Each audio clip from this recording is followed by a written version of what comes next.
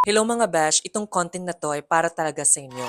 Kung kayo ay nagtataka kung paano kayo magbubook ng hotel or hostel accommodations niyo na kayo-kayo lang. Very easy. Meron akong mga tips na para sa inyo. So major platforms na ginagamit ko ay booking.com, Agoda, at saka Airbnb. These three platforms are very easy to access and easy to use. Pwede nyo silang ma-access through their websites or through their applications. So you just have to download their apps using your mobile phones. You just have to sign up and then you start browsing. Maganda sa mga platforms na to mga besh, pwede kang magbayad online using your credit card or any other payment methods available sa mga platforms na ito. Meron siyang mga options na pwede mo siyang bayaran online using your card or you just have to pay at the counter. Kailangan mo lang magbigay ng credit card details mo sa guarantee na magbabayad ka talaga regardless kung mag-show up ka or hindi.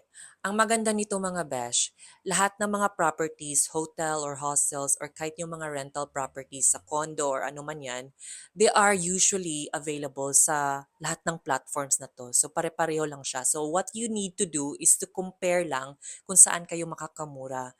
At i-take note nyo lang yung mga advantages and disadvantages na mga benefits na makukuha nyo. Gaya ng sa booking.com or sa Agoda, meron kayong option na pay at the counter at saka meron silang cancellation policy.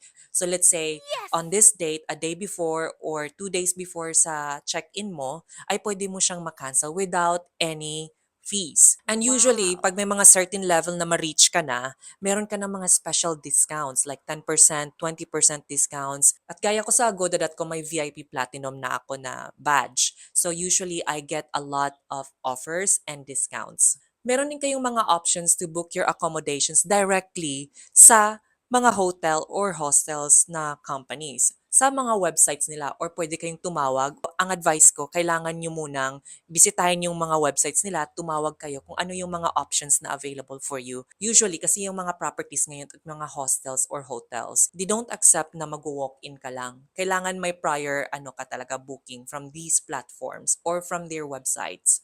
Another tip mga besh, pwede din kayong mag-book through the travel agencies because they also have special discounts and packages. Another option mga besh, kung magbubook kayo ng flights, pwede din kayong mag-book sa mga airline companies directly. Upon booking or completing your booking, meron kayong options doon na magpapahanap kayo ng hotel or hostel accommodations.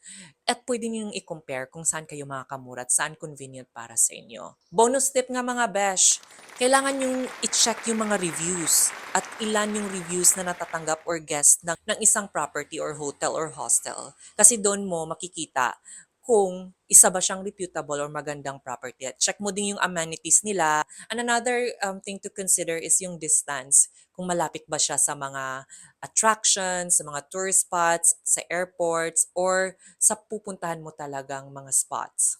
I hope nakatulong at kung meron ka mang mga tips or mga comments or feedback or ideas, comment down below. Thank you. Enjoy traveling!